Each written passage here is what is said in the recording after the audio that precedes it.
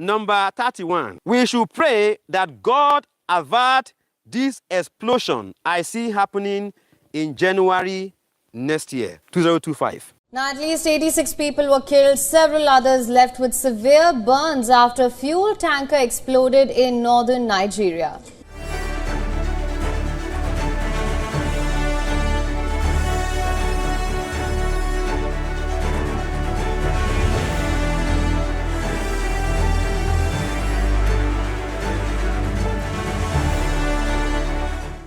On the 31st of December 2024, during the crossover service in the wilderness with Apostle Peter John Gabriel, the man of God prophesied that he sees an explosion happening in January 2025 that will claim lots of life. These were his words. Number 31. We should pray that God avert this explosion I see happening in January next year, 2025. Once again, we should pray that God avert, God stop, God remove this explosion I see happening in January next month, 2025. We should pray that God take it away completely. Okay? I don't know. I put it down already. It's already here. God has shown me this. We are praying that God should rise and silence it so that lives will not go and security will be fully on the ground. Thank you.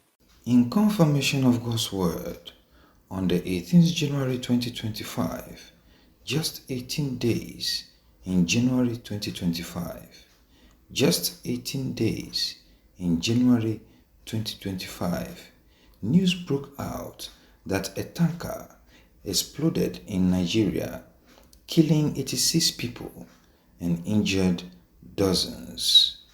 Let us watch what happened.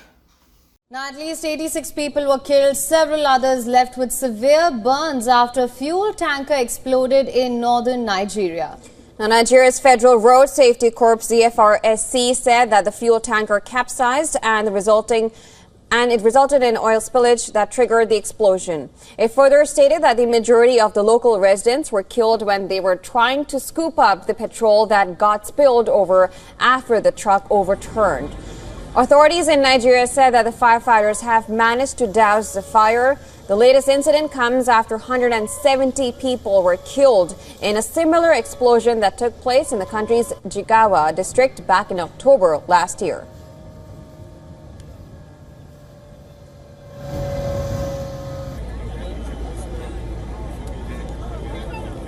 It's a case of sorrow, tears, and blood as another tanker explosion claimed many lives at a border town between Abuja and Niger State. The tragic incident, which occurred at Diko Junction in Gurara local government area of Niger State, is the reason for this visit by the Minister of Information and other government officials. The first port of call is the palace of the Emir of Suleja, where the minister, alongside the Minister of Humanitarian Affairs, announced plans by the federal government to avert a reoccurrence. The president is really saddened by what has happened, and he is worried to the extent that he has said that a high-powered committee is set up to look at these incidences.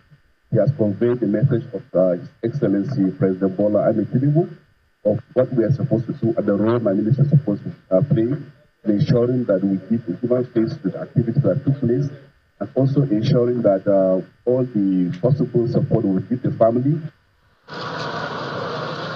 From the Emir's palace, the federal government's delegation heads to Rayuwa General Hospital, Suleja, to see the injured victims. The victims are assured of immediate evacuation. We have just gone around the wards and we've seen those that are very critically injured. The Honorable Minister of Health, NEMA, and all agencies of government that are involved will ensure that all these victims are immediately evacuated and taken to intensive care unit.